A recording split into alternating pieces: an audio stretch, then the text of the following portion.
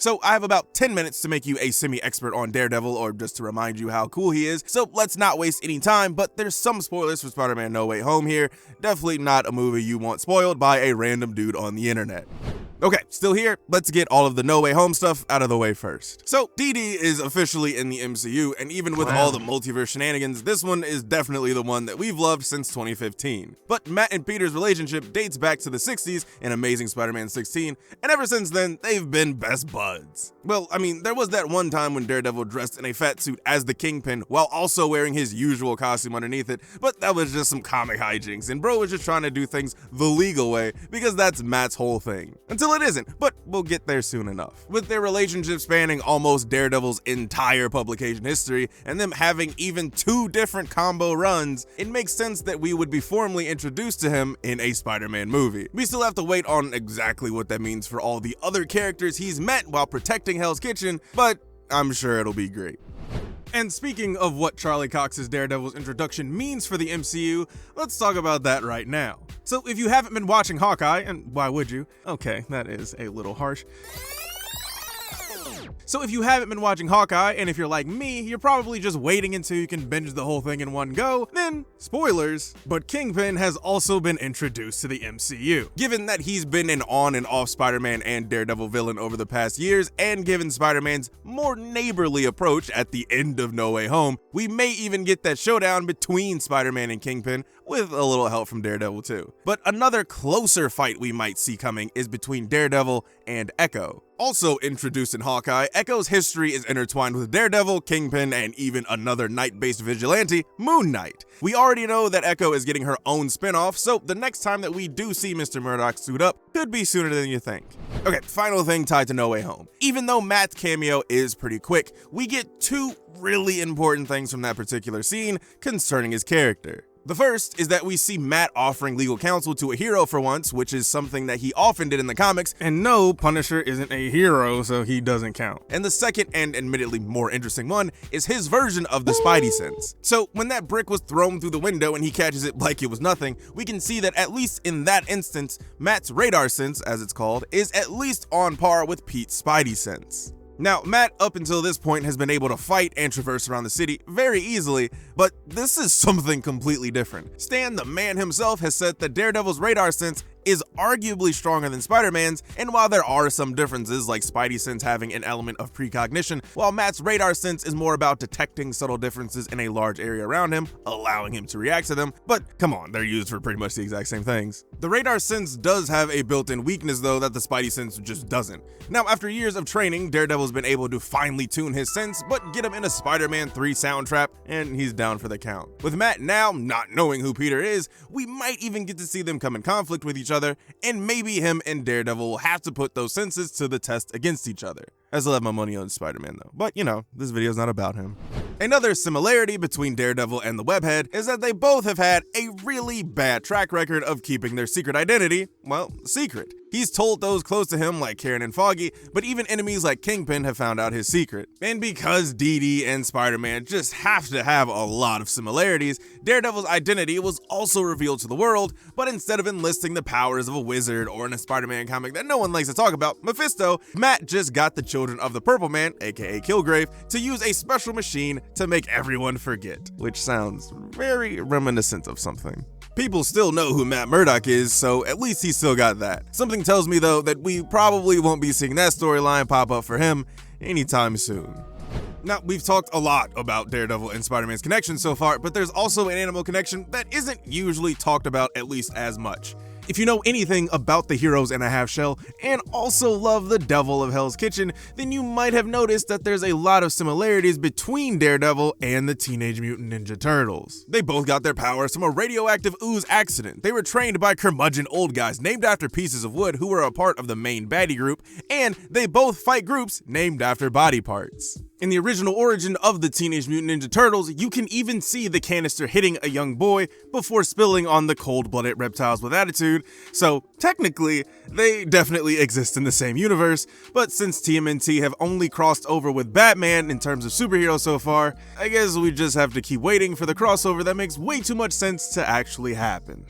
We talked a lot about Little Facts and even his radar sense, but what about the rest of his powers? So with that heightened sense, all of his senses are amped. His sense of touch is so strong that he can read by touch, and I don't mean braille, duh. He can actually just feel the fine ink indentations and read from that, no matter how sloppy the handwriting. He can dodge bullets shot from point blank. He can smell the difference between identical twins, because someone thought that was important to happen in a story for some reason. He's even got some telepathy and telepathic immunity, which probably won't come up, but if the X-Men do pop up and he can stop the bald wonder from invading his thoughts, I think that'd be pretty cool. He's also just completely at the peak of human ability and is just exactly what you would think a ninja is. But sure, that's cool that he has all those powers, but what actually has he done that's cool with them? Well, imaginary commentator, I'm glad you asked. He's overpowered Sabretooth once, tanked a direct grenade hit, and fought 107 Yakuza members that were hyped up on mutant growth hormones armed with swords and guns in only 3 minutes. Now, the MCU version of Matt doesn't seem to be that crazy,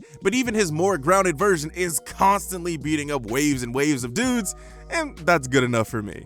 Even though most superheroes live a fairly tragic life, Daredevil always seems to get it the worst. He's been put in prison, his father passed, and he's lost 5 different love interests, which in comics is a lifetime's worth. But the most important one you probably didn't know about was his fling with Black Widow. Back in the 70s, they were an item and even shared the title credits for a while, but then the prudes over at the Comic Code authorities pulled out the ruler and made sure they were explicitly shown to be sleeping not only in different beds, but on different floors in the same apartment. They eventually did break up after subsequent writers thought that Daredevil worked better as a solo act, but they've shared other adventures since. Again, this won't be happening in the MCU since, well, you know, but maybe that just saves my guy Matt from even more heartache. You know, for a guy named the Devil of Hell's Kitchen, Daredevil tries to be much more upbeat, and while brooding is definitely a pastime of his, Matt still tries to balance that darkness with the light. But, I mean, that doesn't always work out for him, so let's look at a few of the worst things that he's done. Starting with becoming Kingpin. So, back in 2011, during Bendis' run, Matt hit his breaking point. Well, one of them at least, and decides that Kingpin has been ruining his life for too long. Once he's down, he takes him to Criminal HQ, I guess, and tells them that if they need to have some sort of Kingpin, he's that guy now.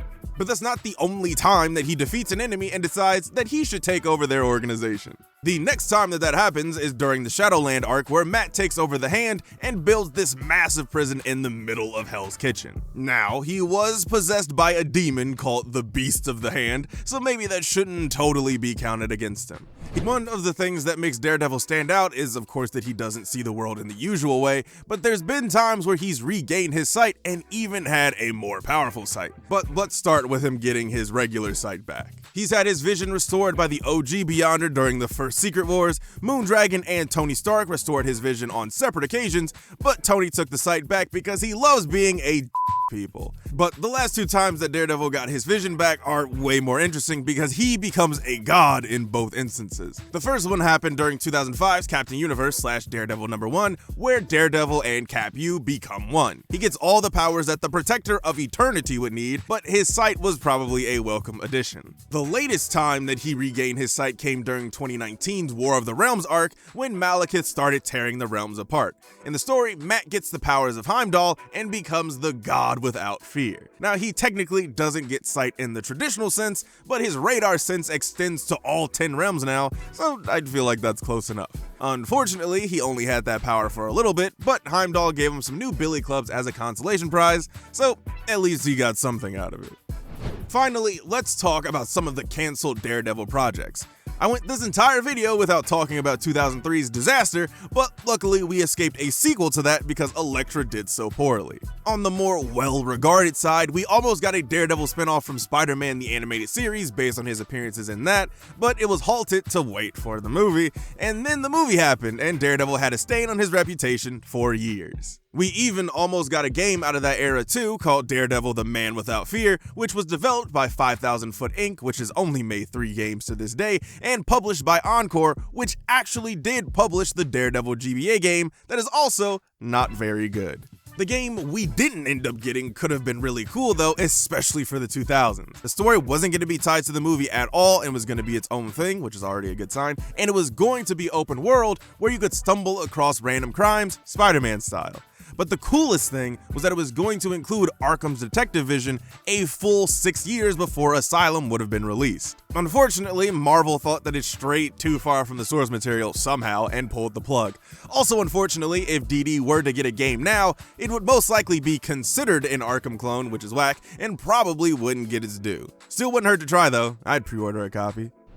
Now that you're a Matt Murdock master armed with random facts that only the nerdiest of people will care about, you're ready to explain who the blind guy was in No Way Home to everyone who went to see the movie completely unprepared.